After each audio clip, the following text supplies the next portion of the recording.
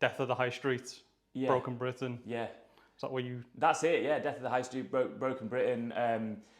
It kind of came about because I'd done the, I don't know if you saw, I did some cheap house videos. Yeah, yeah. And I went to some places and some towns were like completely abandoned, and I was like, this is nuts. And then alongside that, I kind of started like just noticing the shops more and more. So I thought I kind of didn't want to just get stuck on the niche of cheap houses, as you can do in YouTube. I didn't want to just be the cheap house guy. So I was thinking, what's kind of similar? High Street is looking a lot like what I've been seeing. So yeah, I can't remember which was the first place I went to, and it just got immediately a good reception. That's mad. Because the channel's new. It is new. Yeah. So yeah, about October 2022 I started. So it's done really well. It's funny though, because I've actually been on YouTube since I was like 14. Right. With loads of different channels. Yeah. All that not a single one did well. Right, and you've still been going. So yeah, so like I think one video might have got over 1,000 views, but it was all like complete different content, not vlogging. Like one was like little silly films I was making. One was like, what was another one I did? I must have had like 5, but none of them had done well. So this channel has done well. So it looks like I've gone, oh, I've just made a channel that's done really well. Yeah. But really, I've been slogging on YouTube since I was like 14, and just had one channel that's gone, oh, this is actually. I've got some relative success from it, so it's buzzing, but yeah. What made you think, though, to go and make the cheap house? Is that your first video on this channel? A cheap house video? No, the first one was, I did like a looking around my local town, and then it was the third cheap house one. But like where I live in Yorkshire, it's mega expensive to buy a house. You're talking like 200 grand for a small terrace.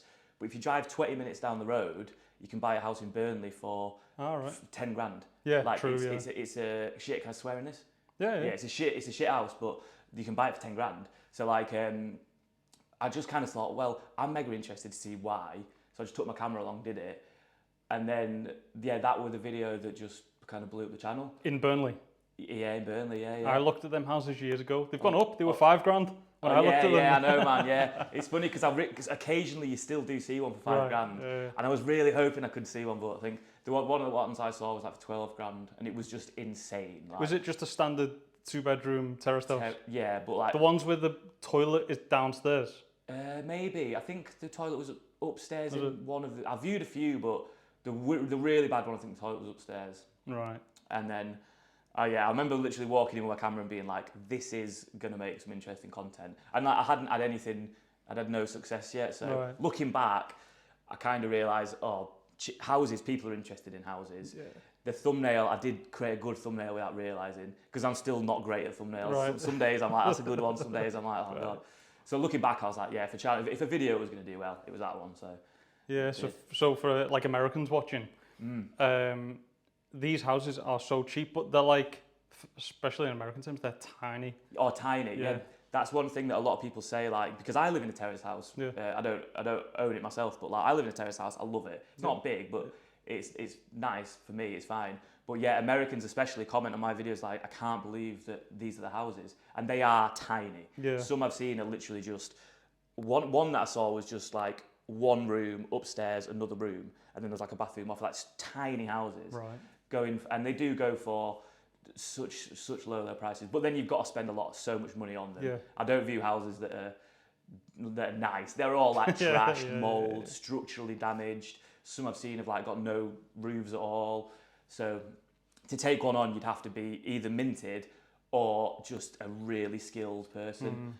I would like to do it at some point if I find one that I'm like, oh, actually I could do that, and then make a video of that transformation, because that'd be class. They do well as well. They do so well. Yeah. And it's interesting, that's why. Absolutely, it would be interesting. I could blend stuff together. So that's kind of the plan with that.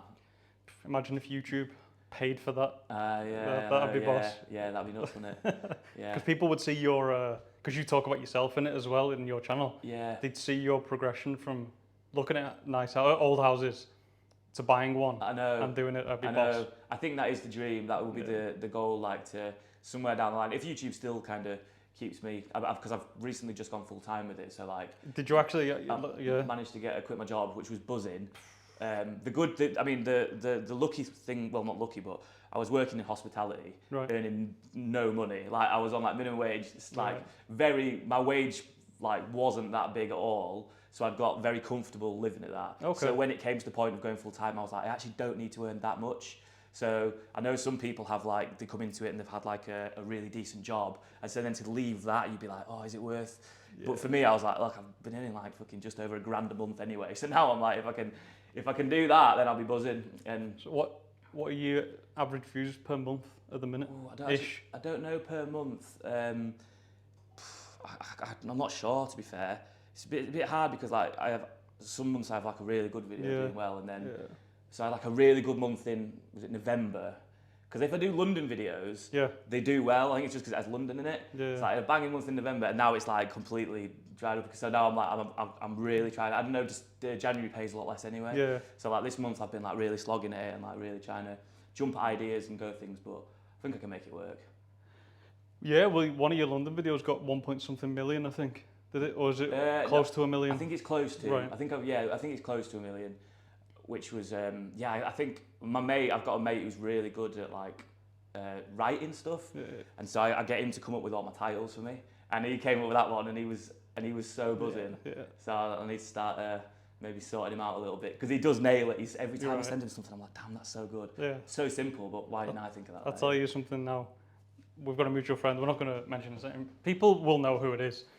I help him with some of his thumbnails, and I bet you if you go back and look at them, you're like, they've changed a bit. Right, yeah. And that's just me telling him to do it. Yeah. Because he'll send it to me and go, which one? And I'll go, do this. Yeah, yeah. And it works. Just having somebody else to go, based on what I've seen, this would work, and it does work. It is crazy, isn't it? The kind of time that I spend thinking about like the thumbnail, and then like, and one video I did recently in Wigan, I actually think it was one of my best videos. Put loads of effort into it, really like spent time and was really proud of it. And I remember thinking, you've not got a good thumbnail here. And I was like, I'm gonna go back just to get a good shot. Yeah. And I didn't do it. And I ended up with one, and then I was just like pinging between them going, is this gonna work? And I just think now when I'm out there, I'm like, you've got to get the thumbnail on the day. Take some time just to be like, get the thumbnail. Yeah. Because it's so important. So important. Title, thumbnail. Yeah. People ask this often, how do people actually know how to grow? Well, you need to show your thumbnail and title to somebody and make them click it. Yeah. When they click it, then your video needs to keep their attention. And people don't understand this. They're just like, it's a boss video. But nobody's clicking on it because the thumbnail's shit. Yeah. Or the title shit. Yeah. Or the title and thumbnail are boss and the video shit. Yeah. It's crazy, isn't it? Yeah. The kind of like... the time I spend thinking about it is nuts, man. But you got to, especially when like, it was a bit easier when I wasn't full time, because it was just like throwing stuff out there. So like, I just kind of didn't really mind, and a lot of them did really well. But then when you go like, oh no, it's my job, I'm a lot more like, so you kind of just, you don't lose the fun of it, because it's like, it's such a sick job. It is, but then you are more just like, I've got to really be on this, got to do it, So when you're thinking of where to go, do you do research on basically which places look a bit shit? Yeah, I mean, to be honest, the best source has just been from people commenting on my videos. Good point, yeah. So like, I did the Burnley one, and then someone commented saying, you've got to get up to this town in the northeast. And I was like, I looked at it, I was like, looks... Where was that? That was called Hordon. And that's like, that is the strangest place I've ever been, because every street is just abandoned. Really? And I was just like walking into houses that were just like up for sale. But they're not, it's weird because I think they're just trying to demolish the town. Got you, they're just waiting, so it's in this limbo state. But walking around there was just crazy. And I remember walking around there, my camera thinking, again, this is probably going to be some good content. And I think that's my most watched video, because it was mind-blowing that exists in England. And you just can't imagine it. Because it's a small space, and we have a lack of housing. Yeah. Why are they all empty? But maybe they're going to replace them with flats that people can't afford. Yeah, yeah. It's mad, it really is nuts. Yeah, so that person said, you got to get up to Hordon. So I got up there, and I was like, this is really good. And then from that, someone went, you need to check out this place in Doncaster or whatever. So really, it's been a really like, just following the trail of comments, which has been super helpful for me, because I'm like, you're doing all my work for me. Like, and with the High Street as well, especially when I put a High Street video out, people are so like, your town's important to you. So someone will go, look, I live in Liverpool, come check it out, I can tell you this. Yeah. And sometimes people like say, I'll come along and be in a bit of the video, which I'm always up for. I'm like, yeah, do it. All right. Some people can message you and say, yeah. Right. So I do say, like, if you want to get involved, do. So yeah, just following that trail really. So the High Street ones, generally you'd want to see and talk about empty buildings. And yeah. Liverpool's the opposite of that. I'm assuming you went and you were like, well, it's a dead nice high street. Yeah, it was surprising because, again, like a lot of people had messaged saying, oh, Liverpool, it's funny because I get both. People say, oh, it's not doing well, or it is doing really well. Yeah. So you've kind of got to go in pretty balanced. And it still had a fair bit of retail units to let, but you could just tell with certain things that like bookies weren't appearing everywhere. And in fact, some of the bookies I'd seen were shutting down. So I'm like, normally that's it, charity shops, bookies just spring up everywhere. Yeah. The one in Sheffield I've just kept seeing it, like new bookies come in. So that's always interesting. But yeah, Liverpool, it was. And it's so stunning. Like the build, you've been, yeah? It's a mad city. Like it looks so good. It's boss, yeah. So just being able to show that as well, the big buildings, yeah. So people might not understand why. Do you know why there's loads of charity shops? Why? There's a specific reason for it. Yeah, well, I guess because they don't have to pay business rates. That's exactly what it is. So they don't have to pay business rates. They can get a lot of funding for them. So they can they can go into venues that are just left to be empty. Interestingly though, and I was actually thinking about doing a video on this, with the rise of like Vinted and Depop and all this like second-hand selling that's becoming like so popular. Like I get all my stuff from Depop. Right. I got this from Depop, like the iconic Wandering Turnip jacket that I always wear. The Depop purchase, like so the ones that the charity shops, I think they're going to be massively affected because if I have something that I would have taken to a charity shop, I can pop it on Vinted, maybe make a tenner for it. Wow. But people are now more reverting to that, so maybe I'll do something on that. I think it'd be interesting to look into. Well, that's a change from. It's always been you go to charity shops to get cheap stuff. Yeah. If that's changing, there's going to be a big change in the high street again. Yeah, because if like charity shops go in, oh man, yeah. So when did I finish uni? 2009. One of my last assignments was to look at Preston High Street. Yeah. And why it was failing. So I went into pretty much every shop and spoke to the manager. And that's when I found out charity shops don't pay rates. Yeah. And all of the small guys said, we are closing down. We cannot afford to pay the business rates. Yeah. So the council in Preston and probably everywhere else would rather have empty shops than to lower rates. And that says a lot to me. It's stupid. Yeah. Wouldn't you rather have a full high street? I know, it's mind-blowing. And when I was in London recently looking at it, the Covent Garden bit where it's like, I remember I lived in London for like a few years and I remember that being like so buzzing of like little independents. And they're like little stalls, so it's not even like a shop, it's like a tiny little unit you've got. And all of them were boarded up. Wow. And I'm like, this is the most central part of London, one of the most famous areas for shopping in the world. Why is it boarded up? And again, it's rates, like the rateable value on them properties was insane. So to balance out rent, then you've got to pay your bills, then you've got to pay your staff insurance on top of that. You've got this huge sum. Like, who can pay that apart from the big corporation companies coming in? And that's why you do see them popping up a lot. But then even they can't survive now. Like, it's even getting to the stage now where they can't afford to do it. So, but it is that it's that evolution of it. And I went to this interesting talk recently on the death of the high street. As I was filming an episode about the death of the high street, I found this talk going on that was called the death of the high street. Wow. I was like, this is mad. But I went there and it was so interesting. And the woman doing it, she was like, you can't really be too nostalgic about it because it's like, it is just an evolution and it's not going to go back to the way it was. No, there's no way. Yeah. There's no way shops are just going to spring back up and these empty retail units are suddenly going to be full again. It's not going to happen. We don't have enough. So you just kind of got to hope it doesn't end up in just massive greedy landlords' hands that turn it into unaffordable housing. That's what I was going to say then. Do we think it's going to turn into housing and high streets are going to turn into HMOs? Yeah, I think so. And I don't actually mind that. I actually don't mind a lot of places if it's going to turn into housing because I think affordable housing sound. I know a lot of people are kind of against that, but look, if it's space that we can turn into housing, I'm fine with that. But yeah, then it's just, because I know Slough, when I went to do Slough, that's pretty much what's happening with the entire high street. There's loads of stuff up, like we're turning the old arcade into flats, and it's huge. So you think, well, why not? And the high street was awful. Like, was it? I've never been. It was so grim, and it's hard because a lot of the places I go, I'll get chatting to people, and they'll be like, I know my town's suffering, but this is what's positive, and like I get to capture these nice moments. In Slough, I was walking around, no one wanted to talk to me. Yeah. Everyone was just like, nah, shit. Like every single person. I don't think I got, and I literally spending hours like, and they were just like, nah, this is. I was just like, this is. I don't like just going in and just showing one opinion. Yeah. I kind of want to be like, look, it's problems. This person says it's shit, but this person says they love living here. Slough, everyone was just like shit.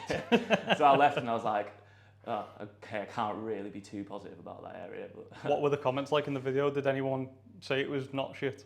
I think the only thing about it, people were just saying like surrounding it, because it's quite near to like London. There is some like nice areas that I didn't see, but then it's like they're just like, I think they're just like streets of quite nice houses. Well nice, very expensive because it's near London.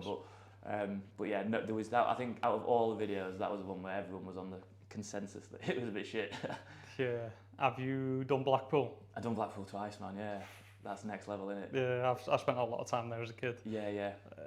And I've been there recently-ish. Yeah. Just seems to be getting worse and worse. Yeah, it's crazy. That is the. I mean, it's funny because I'd seen like some people do like Blackpool videos, and I was like, oh, I'm going to do one. If you make a video and put Blackpool in it, it's kind of going to do all right. Because I know a guy from my local town who does YouTube, and he's like, I can't remember how many subscribers he's maybe got 1,000. Okay. But he's making cool, really interesting content.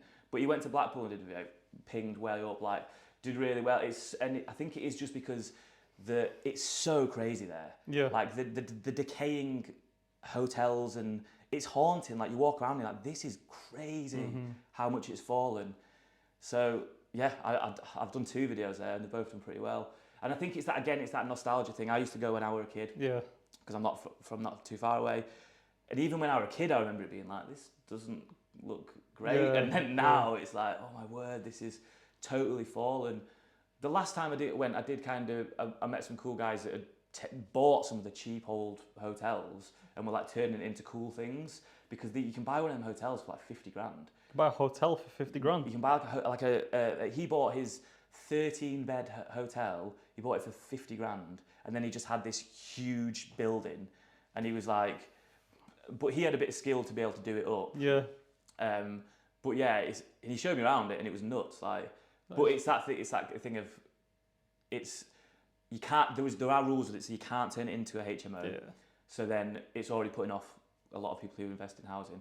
So you kind of just got to go, I just want a massive house for cheap and live in Blackpool. Like, I mean, 50 grand for a 13-bedroom. I know, yeah. Have a look at them, man. It's crazy. I'm going to. That was the first thing I'm going to do. If you go on Rightmove and just look at properties and flick onto, I think you have to put in hotel maybe. I can't remember how I did it, but there's just so many of them. Like the old B&Bs, and I was walking around towards them. Like some of them were trashed, but some of them were all right. Like one of them I was like, and it didn't sell at auction. One went to auction and didn't sell. Like no one bid on it. That is mad. Which you just think, you would have just had to bid that one price and you would have got it. Like, it's mad.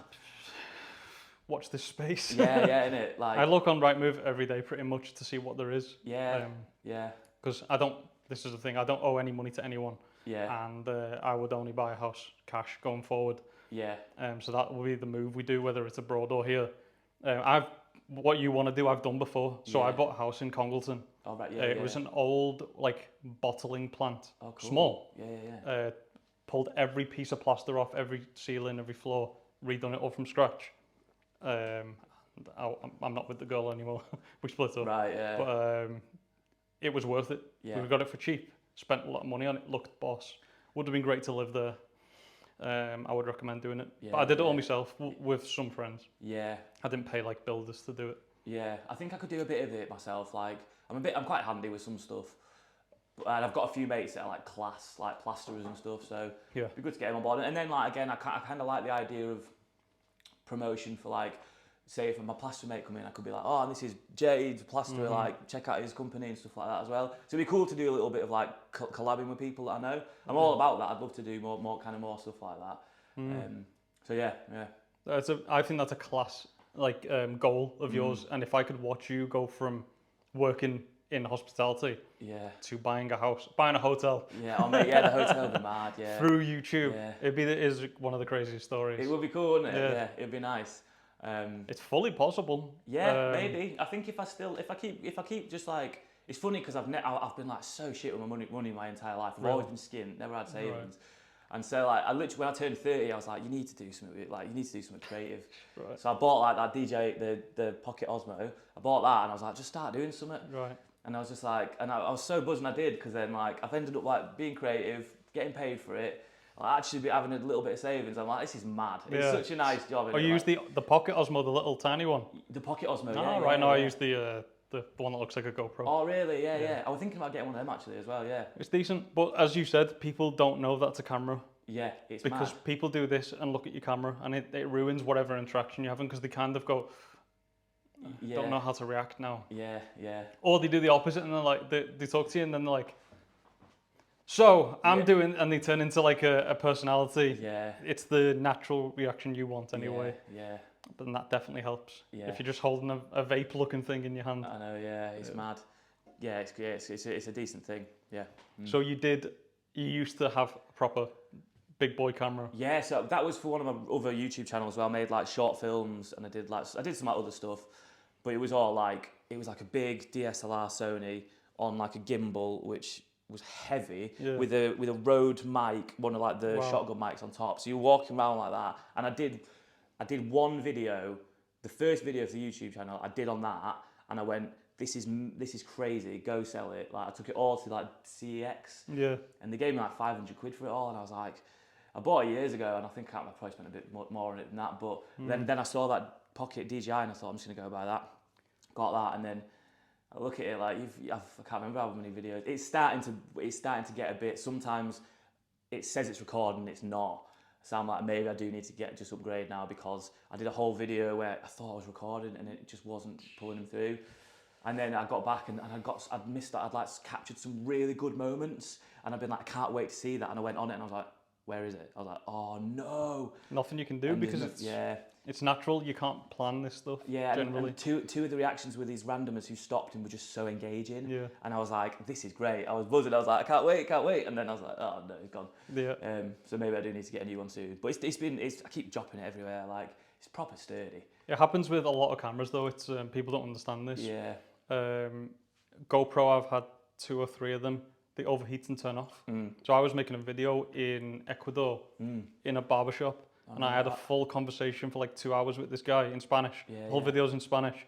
The camera turned off after 15 minutes because it was so hot. So I missed it all. But randomly I went to check. I was like, oh, the camera's off. So I was at least able to turn it back on or use my phone to finish the video. But we missed the best bits of him talking about Venezuela and stuff. Oh man, yeah. When did you go to Ecuador? Ages ago. Whoa, hold up. Wait, don't skip. Let me tell you about Genki. I get my travel insurance through Genki. Do you need travel insurance? I do, because I travel full time, as most of you know. Maybe you're a digital nomad. Maybe you just travel a lot. Either way, you need travel insurance, and Genki can provide that for you. Click the link in the description. Read what they do. Check out their price. If it's for you, then you buy it. If it's not for you, then you don't buy it. It costs you nothing to click the link and read whether it's suitable for you. Back to the video. Years ago, 2021 maybe. 21, yeah. I went there in 2016. Really? Yeah, I wasn't vlogging out. I just went for let's spend some time in South America. It's cool, isn't it? It's a cool place. I think I've visited most of South America now, just not Bolivia, Venezuela, Suriname, Guyana. That's it. Done everything else down there. Bolivia's class as well. I love Bolivia. Just the only place not been. Yeah, that was really good. That was my final place. I really enjoyed it there. It's like it was crazy cheap as well. I think it still is. I think I remember staying like in a hostel for like a week, and I was like partying every night, like spending so much money. It was all on the tab in there. And at the end of the week, they were like, "That'll be £40," and I was like, "Are you joking?" And I was like, "What?" I was like, "I've been here for a week. How are you making money?" It was nuts. Yeah. So back to High Street. So when you're walking down and you're seeing, we'll talk about the people. You walk down the high street, you see homeless people lying in doorways. Do you have an idea of what you would suggest? If someone said to you, okay, I'm the head of this council, I'm going to listen to Turnip suggestions on what to do to make this high street good, solve homelessness, something to do with affordable housing. Like, if you could control the issues we've got, what would you do? I think business rates, it just have to start with 100%. Business rates. Yeah. They've just got to be lower for stuff to survive. It's just That is the first thing. It's I the think easiest thing to do. Yeah. Just half them. Yeah. Remove them for a year. Remove them for a year. Give like new businesses. I feel like should be given the opportunity to not have to pay them at all for a bit, just to get people into venues. So then, yeah, that's one of them. Stuff like, I mean, just rent in general. If you want to open a shop, it's so expensive. So yeah, I think just business rates, just opportunities for stuff. But ultimately, like, some of the places are just too big to be resaved. Like the old Debenhams that are shutting down. Selfridges. One place that I went to, the old Debenhams, or maybe it's the old John Lewis, is being turned into a hospital. Really? So they're moving the hospital into the old John Lewis because it's in the centre of town, so it's a brilliant place to have a hospital. It's a huge building, so you can actually have something like that in there. So they're moving it in, which is a cool idea, because it's like that works. Repurpose. But like not everywhere can have that hospital in town centre. Who's going to take on some of the places I see, like the buildings, just the square footage of them is so insane. You just think, who's going to come into that? In Preston, right in the centre. So I don't know if you've been to Preston. Yeah. So you got the two streets. You've got Friargate and Fishergate. The BHS has been shut down since I left uni. Yeah. It's still empty. Yeah. It's so big. So big. It's insane. I think it's got 3 floors. It takes up half of the high street. Nobody can put a shop there. Yeah. Because there was a Wilco, but it's like a third of the size. Yeah. And you think I only think with those is you could have, if opportunities were given, so like open up them big spaces to like loads of independents, just people who are like crafting stuff, making things, have like a big space of totally independent stuff, which is fantastic. It does amazing, and that'd be good. But it also doesn't mean that. It also means then they're not going in other shops. Like, I don't know. But as someone who would be independently making stuff, that would be great to have like a big open space where someone's doing stuff over there, like a market. It's essentially the market, repurposing spaces to build like a new market. Because I love markets. There's one near me is absolutely class. Go there all the time, buy food from there. There's a great hardware store, get all that stuff, and the community around it's great. So I think like just the modern day market would be a great thing to take over a lot of spaces. They did that in Preston. They shut down the old market. Really, yeah. Redid it and made it look nice, but then everybody complained that it wasn't good enough. Really, yeah. And I think it was more expensive. The rates were more expensive, and so on. And it's literally down the road from that BHS, so that wouldn't work there. Yeah.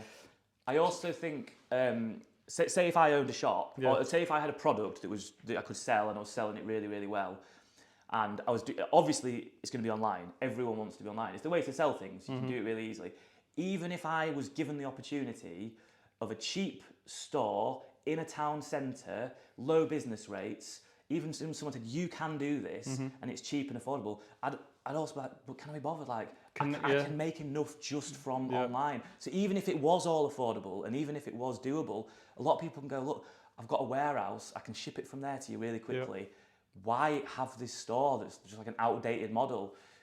So even then, you do think you could scrap business rates, you could do all that, and I still think you'd have a lot of empty places. It's crazy. Is it over? That could be it. Yeah. Is shopping over? Yeah, I think it is, man. I think the high street it's completely, it's dying, and in areas it's completely dead. And I don't actually think it's like a bad thing, and I don't think that it's. Sometimes it can get a bit like, when you just look at this, you think, that place is completely fucked, that town's ruined. It's not. It's just, this is just how shopping's evolving. Like, you've got to look at it like just something that was like that, and now it's going to be something else. And it doesn't mean the area's completely ruined. It just means that specific thing of you purchasing that through that way is done.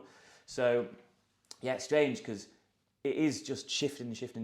And I think one thing with these videos as well, and I think kind of why people engage with them is because it's just kind of interesting to go, in 2023, this place looked like that. And then in 10 years' time, I can go back and do a revisit. Do you know what I mean? And it's just that, because there isn't much out there. I was surprised no one had done this Death of the High Street. Yeah. Because when I did it, I thought, someone must have done that.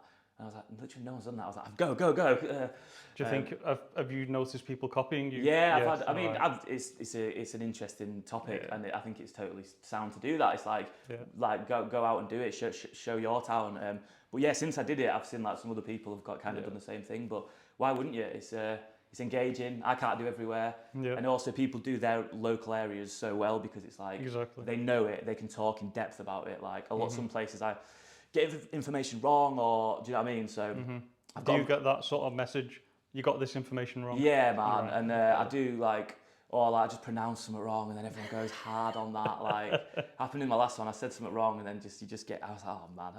Yeah, but you can't pronounce everything right. For example, like if you go to Cumbria, there's a place that I would pronounce as Kirkcambeck. Right, yeah. It's called Cammock. Yeah. How am I supposed to know that? Oh man, yeah. But that's funny. And like generally, I'm getting better at dealing with the comments. Like at the start, because if you have like a video do like quite well, I do try and engage with it all. But like there's so many comments. And you always remember the ones that are shit. Like even if you've got like 10 nice ones, one someone's just been a dick. You're like, what? Why? It's weird, that isn't it? It's so strange how it sticks with you. But now I'm getting more like, I just don't take them seriously at all. And I'll just like, if they are like saying something, like I'll just like reply with something silly. And why are you wearing the same yellow jacket every time? Yeah. But yeah. It's my uniform. Yeah. Well, because you've had a YouTube channel since you were 14. Well, how old are you now? So you're over 30? 32, 31, yeah. Very long time. Yeah. That's like 18 years. Yeah, man. Wow. Yeah. And you've just started getting a shitload of comments. Yeah. How did you deal with it? Because it happened quickly. Yeah. From nothing to shitloads. How did you deal with loads of people being nice and being negative? Yeah, I think it was kind of a bit of just a learning curve of engaging with it. And like obviously you learn so much from the comments as well. So even if someone's like maybe negative, but it's constructive, then I was fine, like, and stuff like that. But yeah, you just kind of, just that idea that people are engaging with your thing and like saying things about it. Yeah. It just always feels a bit weird, I don't know. It's so you are proud of it. So I feel very proud about some of my videos. And then when you get some that are going hard, you're like, what, why? Like, so it's just having tough, thick skin in it. And ultimately, I think you've just got to take. I try not to get too invested in the good comments, because if you do that, then the bad comments feel worse. So I just kind of feel like, you know what, the nice comments are nice, but don't let that kind of be like, oh, you've done this amazing video. Just go, nah, it's very nice you've said that. Move on. And then when there's a bad one, I can go, pretty weird that you said that, but move on. So yeah. Well, I thought, because I kind of thrown into it as well. I was making content for a couple of years, 3 years, getting 1,000, 2,000 views. Yeah. And then I did a video with Kurt Kaz. Yeah. And obviously all his fans and haters came over to me, and people just started hating me for I think is no reason. Yeah. Or just decided, I don't like this guy, so I'm going to tell him. And I started looking at the comments, this is years ago, and I've been like, I don't care. Yeah. I was looking at it thinking, should I be upset? And I was like, I'm not bothered. Name of the podcast. Yeah. I'm not bothered. It doesn't bother me. But I can see how it would affect like young girls, for example. Oh yeah. Because they'll get comments about the looks by people who want to upset them. Yeah. Someone said something about my looks. Couldn't give the slightest shit. For sure. Yeah. I'm a 35-year-old man. So who cares? Yeah. But when that started growing, did you ever think, I don't know if I can handle this. Don't know if it's going to get worse and worse. Yeah, I think it's like. I think because it's been like and because like 99% are positive. Okay. And maybe not 99. I don't know how many again. But it's a majority. Yeah, majority are positive and nice, and that does just keep spur me on to keep making stuff. But yeah, totally, man. I do feel like if it was you were just getting more, you would just be so put off wanting to make stuff. Mm-hmm. You'd be like, oh man, I can't deal with this. Like. Yeah. Just continually getting shit from people. It would properly, because that's the nice thing about YouTube. The community and the nice community really does spur you on to be like, you've engaged with that, thank you. I'm going to do another one. And someone will say something about, you know what, I didn't think people would like this that much. Thank you. I'm going to do another one. Yeah, exactly. So that's it.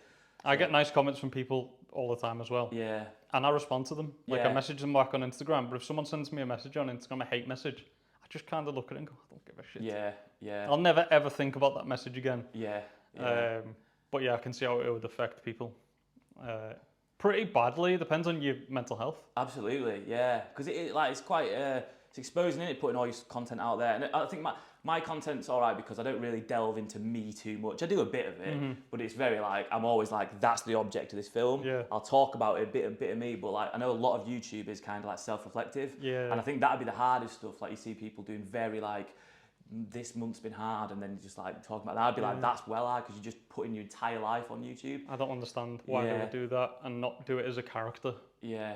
Yeah, So it's mad, isn't it? I've seen one of the one thing that's, and it does get loads of views, but people just put something like "I'm sorry," and then it's like they're just like the really sad face. But they get loads of views, and then you click into it because you're like, "What?" And it does work, but then you watch it and you're like, "What the fuck have I just watched?" Yeah. I'm like, "Why did I spend 20 minutes watching that?" I assumed that some creators didn't get negative comments really, like the odd one. But do you know Yes Theory? Oh yeah. I was speaking to somebody who knows them personally and talking about people disliking people I know. And he was like, oh, it's the same with the lads from Yes Theory. And I was like, really? They just are like the nicest guys. It's all positive. He was like, the messages they get are unhinged of hate. I was like, if they can get hate messages, anyone can. Absolutely. And I think there's just a certain type of person that just likes doing it. True, yeah. It's always from an anonymous account. Yeah. You don't know who it is. So, Yeah. you ever seen a guy who's connected his real Facebook account being like, I hate you, you're a prick? He wouldn't do it. Yeah. And I said this to someone recently. Guys, tough guys in comments, I'll knock you out if I see you. You'll never see that from somebody who's a boxer or an MMA fighter because they don't care. Yeah, they don't. Yeah. In their head, they'll be like, I would knock this guy out. I don't need to tell him. Yeah. No, yeah. It's some little dweeb. I'll knock you out. Okay. Come find us. Yeah. See what happens. Yeah. And they're always saying it to guys they know would beat them as well. It's so strange. Yeah. It's that facade. Like you're in a bubble. You can't get me because I'm behind a computer screen. Yeah. Doesn't matter in the end. Yeah.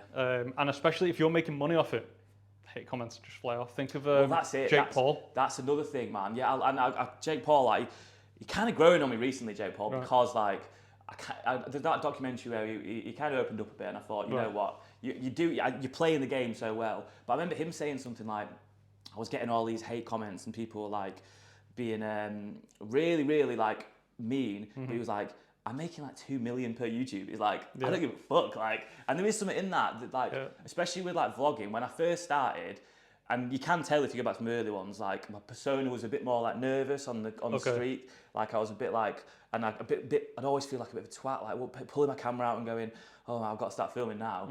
Now I'm like, fuck this can make me money. I'm like, it's such a nice feeling. And sometimes people in the street do say like can get a bit weird if you got a camera. Yeah. But I just think, fuck it, man. Like, I don't have to have a normal job. I can walk around with this. Yeah. And hopefully keep making enough to keep ticking by, man. It's mad. Well, it's growing. I've been watching you grow. I don't know when we started talking. Maybe like 50k you were on something like that. You're on 77, 75, 75. Yeah. And it's growing quickly. That wasn't that long ago. Yeah. 100k soon. I know, yeah. That'd be amazing. Because I always thought, like, I remember I written my phone like goals. Yeah. For like long goals, like 5-year goal. How cool would it be? Yeah. And I never thought I'd have anywhere close to what I've got now. So that's mad. It's just buzzing. So yeah, just got to keep. But the most important thing is the views, and your views are massive. So yeah. That's what makes you the money. Yeah, the views. Yeah. It's just a mad one to try and work out though, isn't it? Because like I had this video that I just put out yesterday. I thought like this is a similar thing, and it's just like I just see, and and it just tails off, and I'm like, oh man, and it's just so hard. But the way I think about it is I just kind of not got to chase views. You have to, but the way of thinking about it is just like on to the next. It doesn't matter because some of the best ones I've had have done well like later on. Exactly. It's come back and it's done well. So the Cheap House Burnley one that I did that got me that like did well for my channel. I put it out, got a few views, not much, and then I'd put out some more videos. And then one day I remember I was going to my mate's 40th party, and I looked at my phone and it said 60,000 views on this video. Right. And I was like, oh no, that can't be right. Yeah. And I was like, no, it must be wrong. And then I clicked on it again, it got up another 10,000, and I was like, what the hell? And that got me monetized in that day. Yeah. But because it takes a while to get monetized, it came through. By the time I got monetized, I didn't see a penny of it. It all dropped off. So like, it was still one of my best like weeks I've ever had on YouTube. Yeah. This video just flying. I didn't see a penny of it. I was like, but it got me monetized. So I was like, I can't complain. That happened on the first episode of this. Really? Yeah. I released the video. We obviously knew it was going to get monetized. It had Kaz. Oh yeah. He shared it. It obviously gained more than 1,000 subscribers straight away, and then 4,000 hours within about 5 minutes. And then obviously I clicked the button straight away. Hurry up, monetize. Yeah. It took like 3 weeks for me. Oh yeah.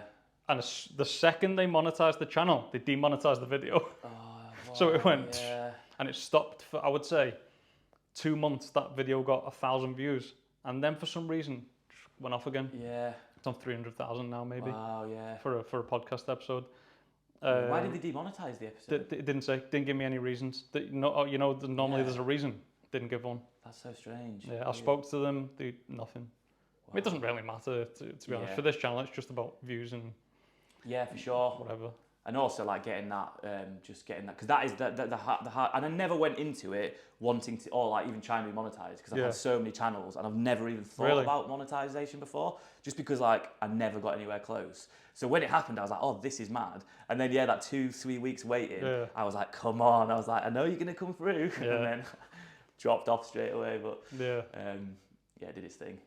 Have you been contacted by any news platform like BBC or anyone? Yeah, man, I get it quite a lot. Yeah, surprisingly quite a lot.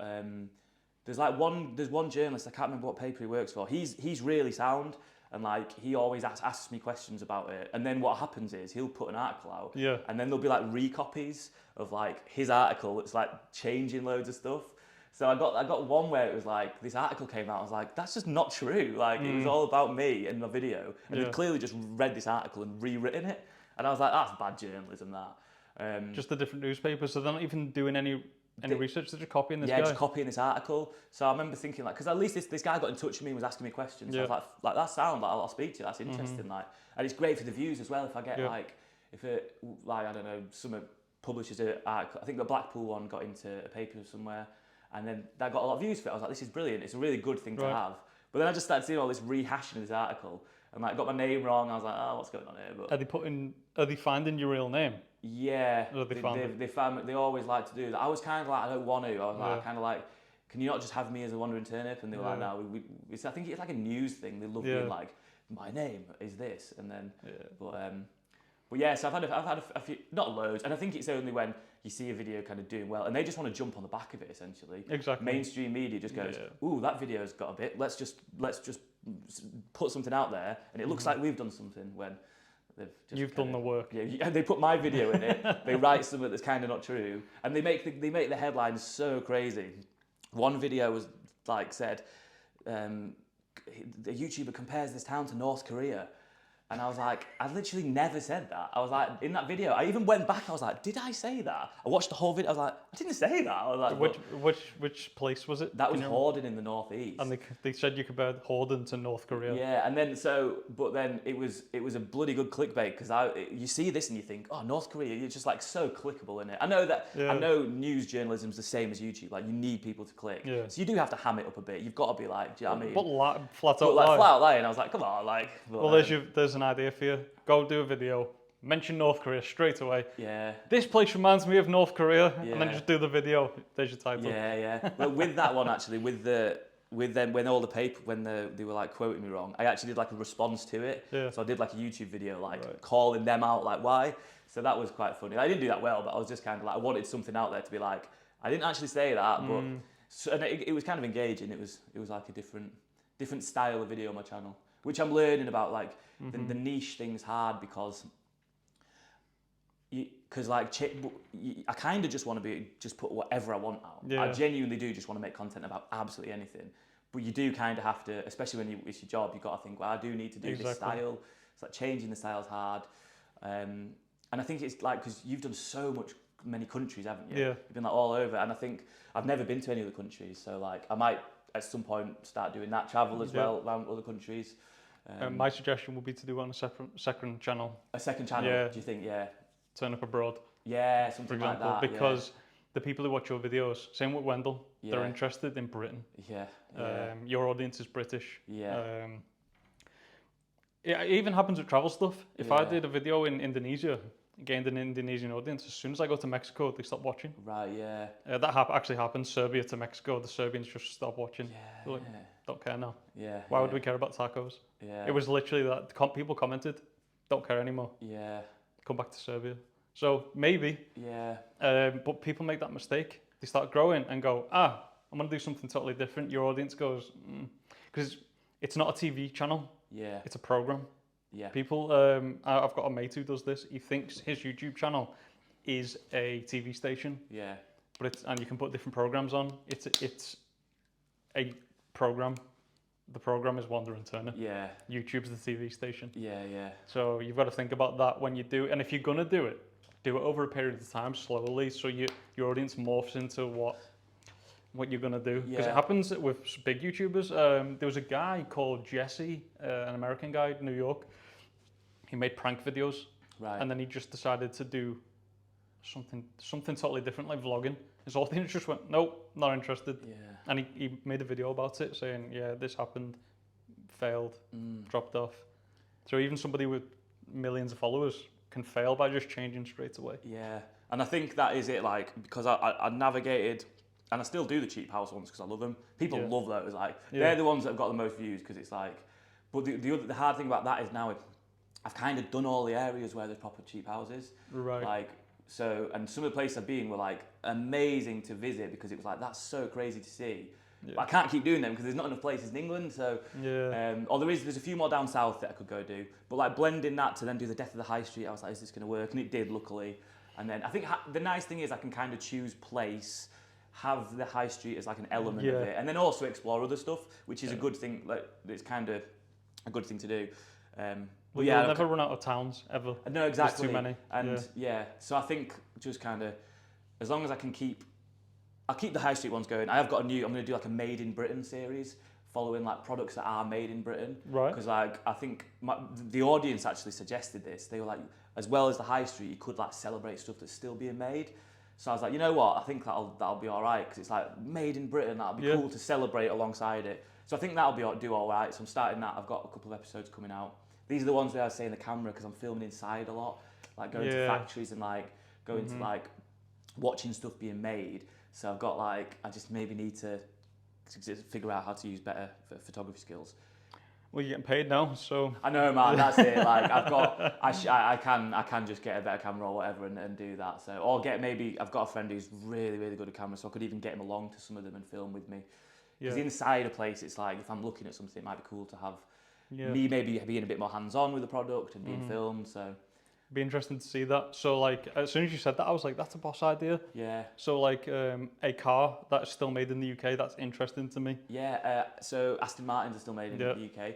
So I actually emailed Aston Martin. I was like, because I'm not a big car person, but I love Aston Martins. It's like if I had money, I would buy an Aston Martin. I emailed them. They didn't get back to me, but I was like, that would be class.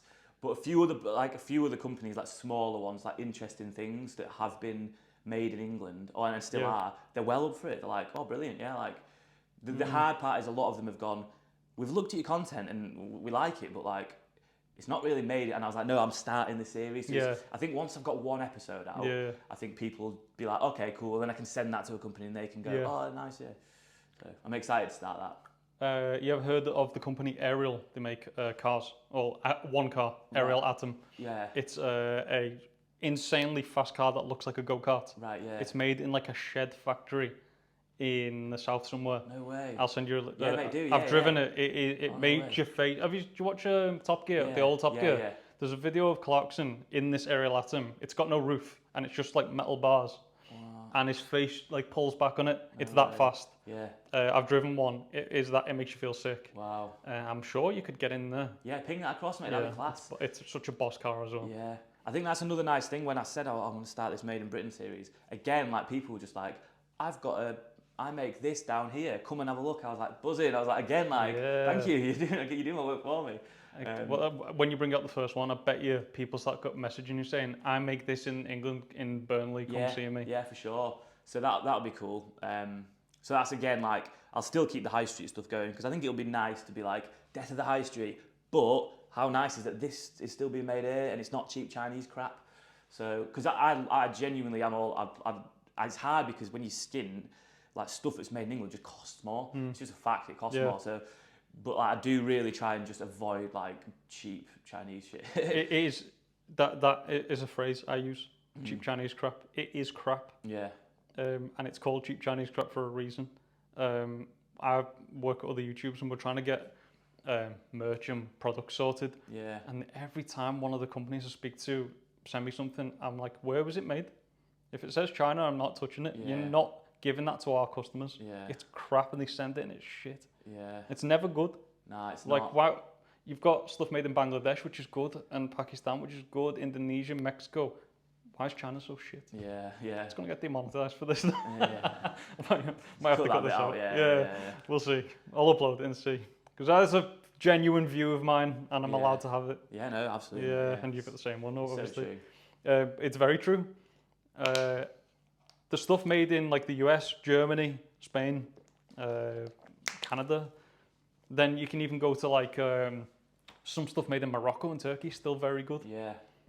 But it would be very interesting to see what is made in England. And is it just rates and salaries that make the stuff expensive? Or is it skill? I think so, and I think it's also something about like I've been speaking to this one clothing brand that do everything, and they were saying like we're really proud that we pay our staff really well. Yeah. So they pay the wages really well, and you've got happy workers working making clothes.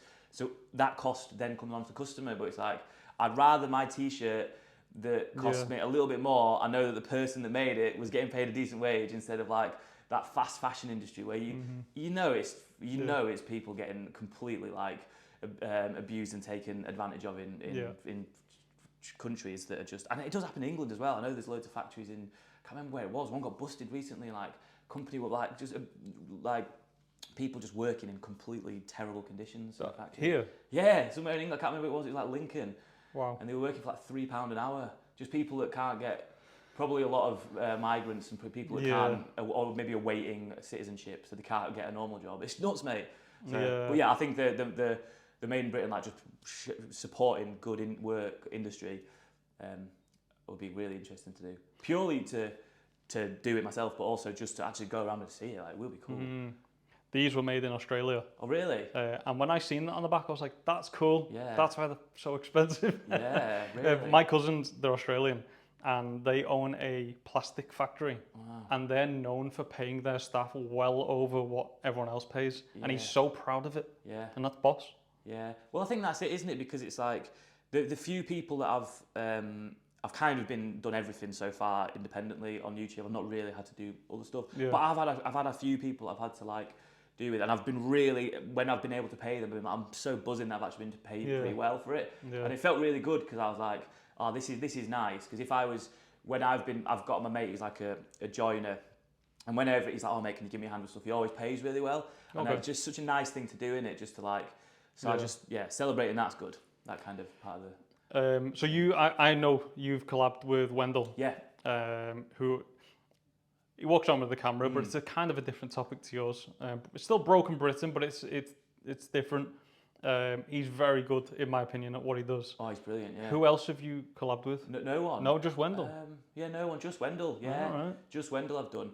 He's brilliant at it. Yeah. He's so good. And he's so, honestly, when we did the video together, he's so good on the street at just getting chatting to people. Yeah. Just really natural and comes across so well at doing it. I think that's why it works. It was really interesting. I was kind of watching the whole time being like, brilliant. Like, how are you doing that? Yeah, it's cool. Yeah. Have you got plans with anyone? You don't need to say who they are. Not really. I mean, I speak to Wendell all the time. Me and him are always, because we've got these videos that they're kind of similar, but they're not. So it's a cool, different approach from two people. So I chat to Wendell all the time. I think we'll hopefully do something again when we can. He said the same about you. He really likes your videos. Yeah, and we were always I speak to him a lot, saying like, what thoughts on this, like the thumbnail thing as well. Like, what are you thinking of that? It's so helpful when you've just got someone else you can bounce stuff off. But not really other people. Trying to think. I definitely did shoot some messages out recently to people. I was like, would you be up for doing stuff? I can't remember. There's one thing I was gonna do was like cheap houses abroad. You know, like when you see people buying like houses in Italy for like £1. So there's a lot of YouTubers that do that. So I messaged a few of them and I was like, you up for maybe me coming across and doing a vid? So some of them were like, yeah, why not? Come do it. But it's kind of just figuring it out. And I'm part of the reason why I like and I've not done that abroad is because I do like traveling, but I also like my home routine. So like to do like crazy, like all like, you know, Backpacker Ben when he's constantly just like, I don't know how he does it. Some of the conditions he sleeps in is mental. Yeah. But he does it and he's consistently doing it. And I'm like, fair man, but I couldn't do that. We've been traveling for nearly 4 years. Yeah. But we don't do it on a backpacker budget. Yeah. We carry backpacks. Yeah. But we stay in apartments like this. Yeah. Like I rented this for the day. Yeah. Or the night. I couldn't do it. I did stay in some cheap ones, being like I want to save some money. And when I was there, I was like, no, I'm going somewhere else. Oh yeah, when I stayed in Slough, I stayed down there, and I was like, I'll just book the cheapest hotel. I don't mind. I'll just do that. The hotel was so gross. Was it? Yeah, and I remember going in, and there was like, the bed was like, it was just like, there was just like stuff all over it. I was like, what the hell is that? I brought the guy, and I was like, what is that?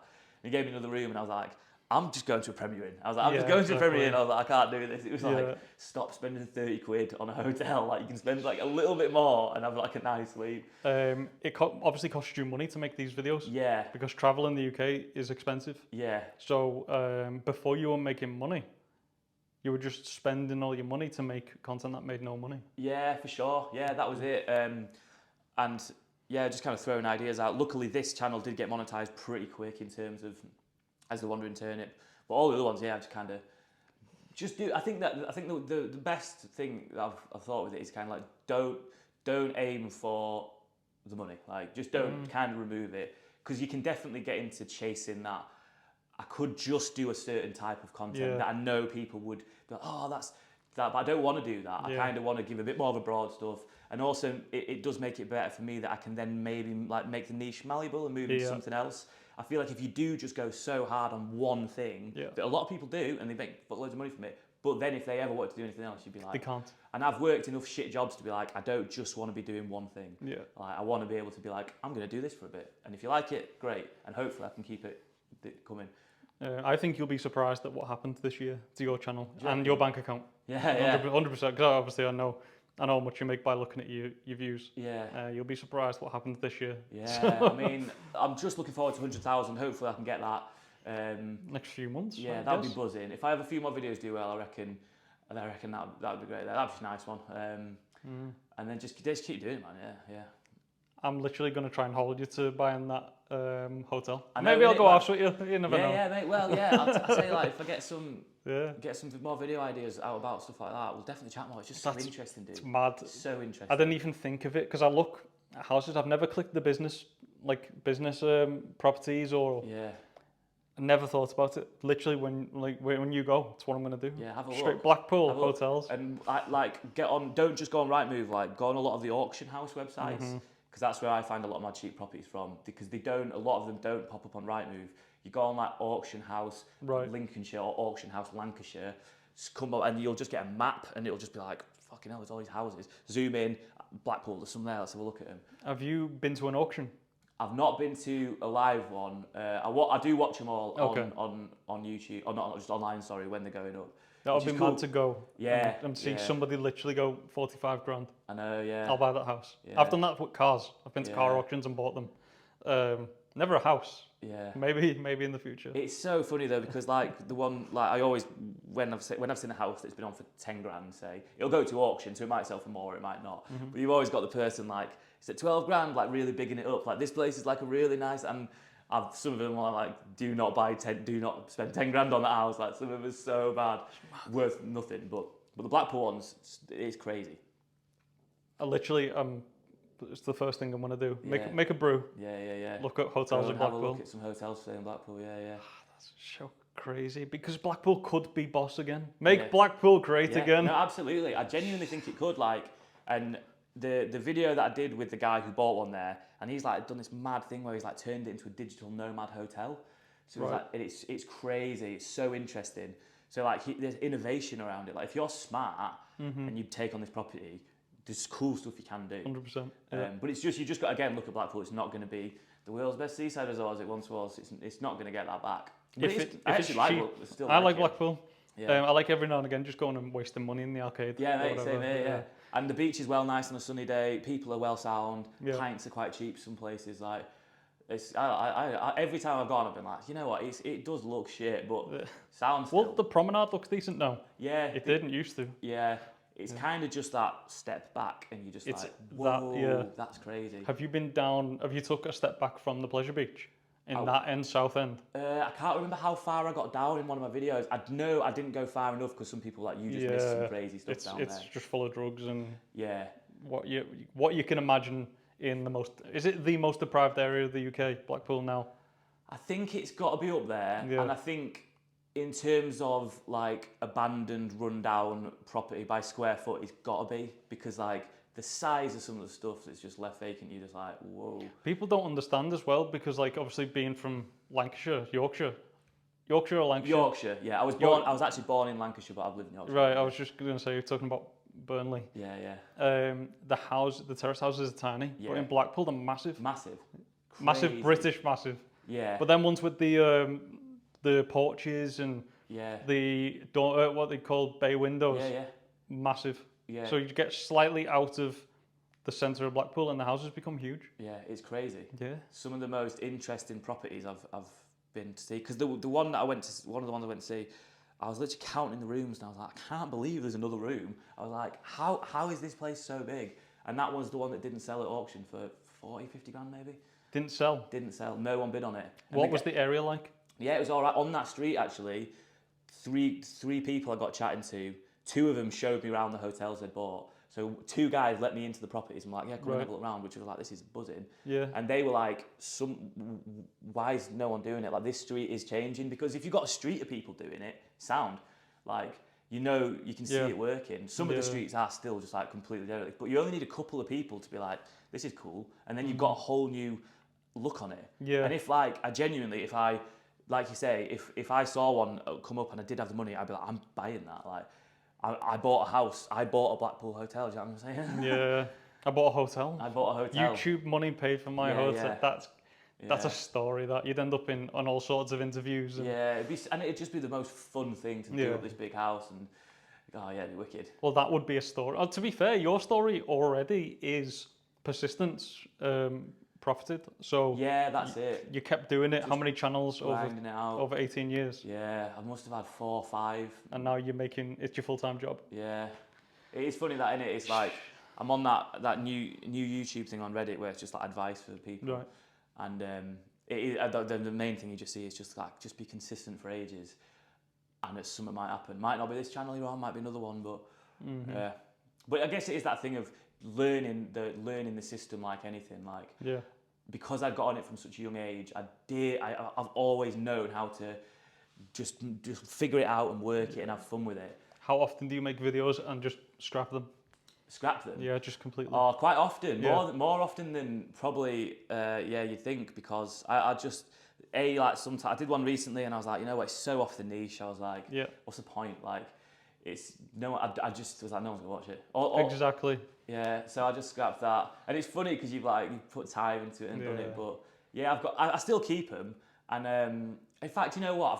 I've got a Patreon page, and I might just start putting them on there and just say, look, I'm not putting this onto my main page, but you can watch it here. Here's a video I did if you want to watch it. And it's not bad. It's just not the same. Yeah, I just don't think it's worth me putting it out because some of them are pretty rogue, or some of them are, or some of them I just watch and I go, oh, it's not as good. Have you ever thought about doing? So you've done like high street, so commercial. Have you ever thought about doing like industrial? So you go to warehouses. Have you done that? Yeah, I've not done it, but I have been thinking about it, and especially with like the amount of empty office space you see now as well. Yeah. So it's not just retail; you'll see office space to let, or just like industrial unit to let space like that. So it's definitely something that I'm going to do, and kind of maybe do an episode on, maybe do a few episodes on it. Imagine getting in a mine in the north. Yeah. Well, coal mine. This is funny because I did a video about Wigan, and I went to the coal mining museum. And I was like, can I film down in the mine? And they were like, unfortunately, because it's a gassy mine, you can't take electronics down there because shit can happen. And then they were like, but you can. We do allow people to film because Would I Lie to You? You know, the TV show. Yeah. They'd just been down there filming, so I know you can get it under certain. And I kept emailing. I was like, this would make this video so good. Yeah. I was like, this will change the whole video. And they were like, oh no, we're not sure. And I just don't think I had enough pulling power on my channel yet. Yeah. Which is a shame because I was like, look, I've actually got a fair few numbers, and like my audience would love seeing this, and they would probably go, come, but I just didn't have that like pull, which is definitely getting better. Yeah, the numbers do help when they rise. People go, actually, so exactly. But that would have been class to get down there and show them, because I still went down. I can always do it again. Yeah, and hopefully but I ended up buying loads of stock footage of a mine. Okay. And it worked. It was still good, but it wasn't as good as it could have been. I mean, there's opportunity to do that in like the northeast. Yeah. Do it up somewhere. Yeah. They'd love to see that. Yeah. And especially if you talked about why they were shut down. Yeah. And the hated woman that shut Yeah. them all down. Yeah. So there's scope to do everything in England and Scotland. Yeah. Have you done stuff in Scotland yet? Nah, I've only been to England. No, I did one video in France, like a cheap prop. Well, it wasn't. It was like a Airbnb tour. I didn't do well at all. Looking back now, I'm like, of course it didn't. Like, your channel doesn't want to see you staying in quite nice Airbnbs. Yeah, I was like, nice, why would they? So that's the only one I've done abroad. And Scotland, Wales, I'd love to get to. Ireland, I really want to do like an Irish road trip. Do like a high street one over there. Do it because houses you can get cheap. Have you been to Dublin? When I was like a kid, but I've not been since. It's changed so much in the last few years. Good or bad? Bad. Or bad, right? It used to be, I would say, #1 night out. Yeah. Possibly in the world. Yeah. Now it's, I mean, the night out's still good, but the high street and the surrounding areas are awful. Yeah. And the Irish people talk to me about it. It's gone that so far downhill. Yeah. It's a shame. I definitely want to get over there. I mean, when Wendell did his one over there, so yeah, and I was thinking after I saw that, I was like, oh yeah, I do need to get over at some point. Yeah. And I just find he even said it himself. He said, I think as English people in Ireland, then filming, I think it's hard to get them on your side because there's a lot of hate. Well, from going back many years, there's been a lot of Irish-English like rivalry. So I think some stuff, and especially if you're kind of going, oh, your high street looks shit. I need to do it in a way where it's like, look, I want to have engaging conversations with you. I don't want you to think I'm just coming over here and going, look at you shit high street. Yeah. Because that's what I feel like some places can think that I'm doing. And sometimes I get comments saying that, like, you're just saying shit. And I'm like, I'm really not trying to do that. I'm trying to make a point about retail in general and addressing the fact that some areas do look not very nice anymore. Like, but I'm not just saying, oh, it's shit, look at that. Because you could just do that. And some people do just do that on channels. Abroad as well. Yeah. I noticed that people don't like when you say negative stuff about their country. In some parts of the world, say about England, if like a foreigner comes here and says, don't like England, don't like this, we just go, so? Yeah. But if you do that in like India, they go mental. Right, yeah. Even if it's true. Yeah. They don't like it. Not sure why that is. If anyone wants to tell me. It happens in a lot of countries. Some countries do the same as us and they go, so? Yeah, it's shit, but we like it. Or, yeah, it is shit, it should do better. But there's some countries who just kick off if you say anything negative. Why did you go to this place and not to the Hilton? Yeah. You should go to the Hilton and go to this mall.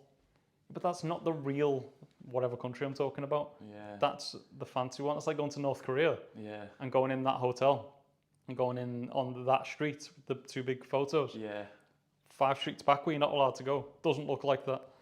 Yeah. So you want to show the real thing. Exactly, yeah. Where's the craziest place you've been? India. India's the answer to every one of the questions. India, right, India, yeah. I thought Pakistan was quite mad, to be fair. I'd love to go to Pakistan. I would like to go there. People were genuinely friendly. Yeah. Went out of their way to be nice. I was having lunch. Some guy just paid for my dinner. Didn't even speak to him. No. He just walked past and then went, I've just paid for your food, and then walked off. Wow. I got that on camera. I was filming myself. Oh, wow. And he just paid for my dinner and waved and walked off. No way. I mean, this food is like 80 pence. Yeah, but to us, like, to them it's not. It's probably about £6 or something. But they were genuinely happy that a foreign tourist was there. He didn't know who I was or where I was from. Yeah. Could have been American, New Zealand, anything. India, I went all over. Full month, just crossing the country. Some of that country is just off the charts, crazy. Yeah, my dad's just been actually. He came back and he was like, my dad's like 70, and he was just like, yeah, I was going to India. I was like, was it? I was like, could I do that? I think I could. Yeah, you could. I definitely could.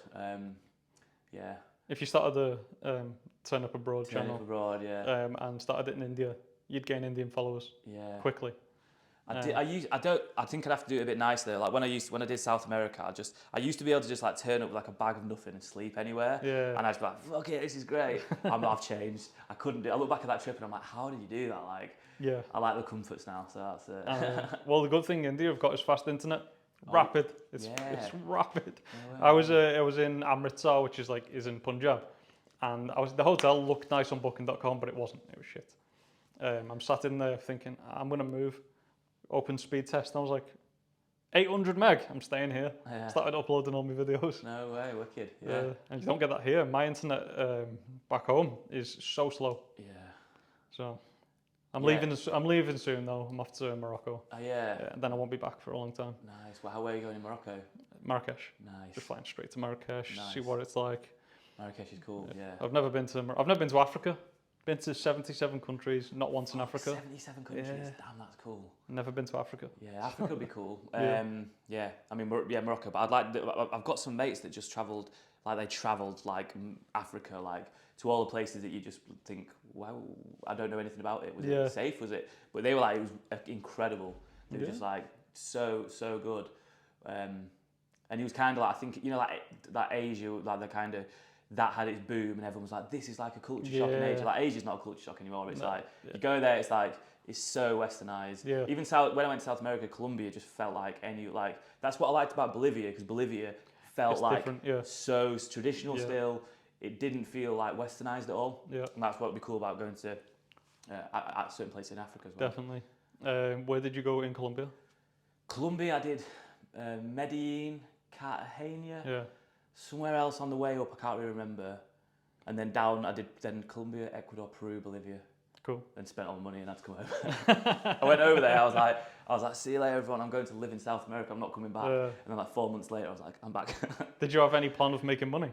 Nah, I just took my savings. Right. I had a little bit of savings and I just went, I'm just going to go. And then I did like some work away, so I like stayed in hostels and kind of got accommodation free. But right, proper backpacker trip. Yeah, and I spunked my money so quick, man. I was like, I said this to people. People have gone, watch what I do. I'm gonna do that. I'm like, have you got it? Do you earn anything? Yeah. Because I earn no matter where I am. Yeah. And they're like, no, we'll do it on savings. Like, but you have to come back when you run out. Yeah. I'll figure it out. And like, you won't do that. And it doesn't last as long as you think, the money.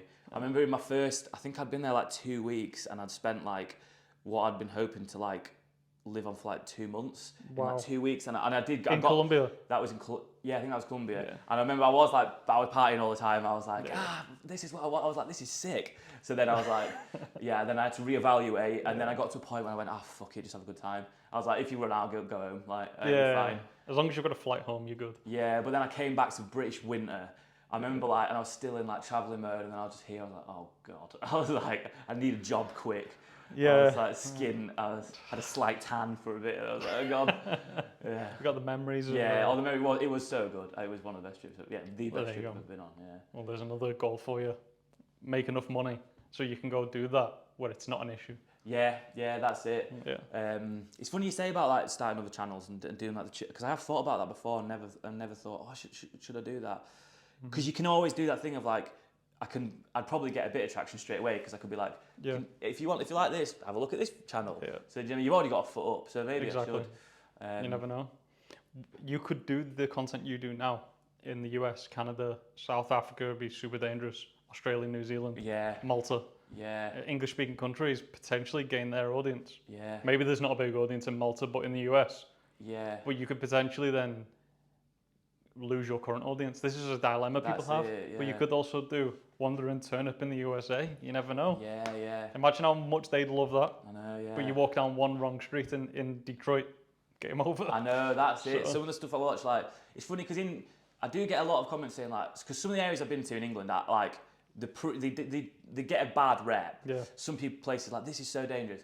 I've never once in any of the places I've been to, some like the places that have said, you'll get being or whatever. Only people have been friendly. Yeah. Even in the really, really dodgy ones, I remember being there and I thought, I was like, there's one interaction with this guy looks like he's gonna stab me, and he was well sound. Yeah. And I was like, you know what? It's so funny because you do just get like, it's all just hype around it. Yeah. It's a pretty safe country. It's a safe country. It's a safe. Where did you go in Liverpool for houses? Aintree. Pretty safe. Yeah. I went to like the bit where it's a bit meant to be rough sound. It was fine. Because going to Kensington, which I assume you didn't go, I think you wouldn't have had that same. Yeah, it wouldn't have been good. Oh really? Yeah. So people who even live in Liverpool are like, don't. Oh fair. It changes. When I was growing up, it was Toxteth, which isn't bad now. Toxteth, I went to there. Yeah, it's all right. Croxteth again overtook Toxteth. Like later on. It's all right again. It's got a nice park in the middle. It's got some old buildings. Kensington's like the Kenny. It's like the place not to go now. Be interesting if you did go. Would it be as bad as people are saying? But just don't risk it. It's not worth it. It is also when you've got a camera in your hand and you're talking to yourself in a rough area, like you are bringing attention to yourself. Like, but like as I said, everywhere I've been, I've never had any trouble. People have only been nice. Yeah, that's good. And I do like kind of just promoting that as well. Yeah. Because places get a bad rep, and you just gotta. No issues in London at all. In London, Yeah. nice sound. Yeah. Again, people were like, "Oh, I can't believe you're in this area in London." I was like, I lived in London for a few years. But you're doing it during the day as well. Doing it during the day. Yeah. I think I'm also like, I don't know. I'm probably not the target for a lot of people. As well, you know what I mean? Yeah. I do when I'm on camera. That confidence helps. Like, just act confident in an area, and people like the sound. So that's the thing with all things. If you act timid and if you look intimidated, they can be intimidating to you. Yeah. It's hard to intimidate someone who's intimidating. Yeah. Or just like I think that's like why Bald and Bankrupt does it so well, because like he just wanders around and he's so confident that I think people are just shocked into like, that's cool. Like it's like, and I think I've taken a lot of weight. You watch loads of him, not just him, but like so many people. Especially when you start and you're like, I've just got to replicate that confidence, and it helps so much. Yeah. But also Bald is 6'3". Yeah. Like Kurt is a trained fighter. Yeah. So he knows if it'd have to be a few people to take him down. Yeah. And I think I mean when I'm talking to somebody who's hard, you can feel it. You can be like, I'm not gonna fuck with this person. Not that I would, but I think even dickheads look at someone and go, yeah, you'll knock me clean out. Yeah. I actually thought I got for a while. I thought Bald and Bankrupt. I was like, he was a spy. I went down this whole thing of he was a spy, and there was that loads of stuff. People like, was he a spy? Like, because I was like, how can you speak these languages? You're so confident. Like, I don't know. Yeah. Perfect spy quality. Like, I got called a spy. Yeah. People comment on my videos and like, it doesn't make sense. But I'm like, the stuff I say, I'd get sacked for if I was a spy. Yeah. Some things I post, it's so stupid. Or I'm too clever and I'm doing it on purpose. Now I'm talking about it. Yeah. It's just they found me out. I'm a spy. What? How many languages do you speak? I don't know. English is obviously my first language. French is my second language. I lived in France when I was younger. I don't like to rate my Spanish as fluent because it's not. But I can certainly live in a Spanish-speaking country and get by. And I'm past getting by. Wow. I can just be involved with people. Yeah. And that's pretty fluent. Ukrainian is enough to join in conversations with family. Yeah. That's it. Don't speak. I speak small words of other languages, but no other language. So I would say 3 learning the 4th. Wow. Half-assed learning the 4th. Yeah. But not to like Tanya speaks fluent English, Ukrainian, Russian. Yeah. So the Europeans get it. Well, mainland Europeans got it so much better than us. They can all just got on board with it, didn't they? And actually practiced. I've got mates from like Norway and Netherlands who speak as better English than me. Easily better. Yeah. My brother said that to Tanya. He said, "Your English is better than anyone I know," and I'm from Liverpool. Yeah. I was seeing this German girl for a bit, and she used to correct me all the time on my language. I was like, "What? How are you better than me?" And it's like, it was perfect. Yeah. People's attention span is gone. It is, yeah. I don't think they'll have got to the end of this video, but you never know. Thank you if you did. If you're watching. Thanks for coming on. No, it's been buzzing, man. So interesting. Is this your first ever one? First ever podcast. There you go. Yeah. First ever exclusive. Yeah. It's been nice. Yeah. Really all enjoyed good. it. You got anything else you want to say apart from help him get to 100k? That would be amazing. Yeah. No, it's just it's been nice. Nice to meet you. Nice to chat YouTube. And we'll be doing something together in the future. Absolutely. Yeah. See you later. Yeah.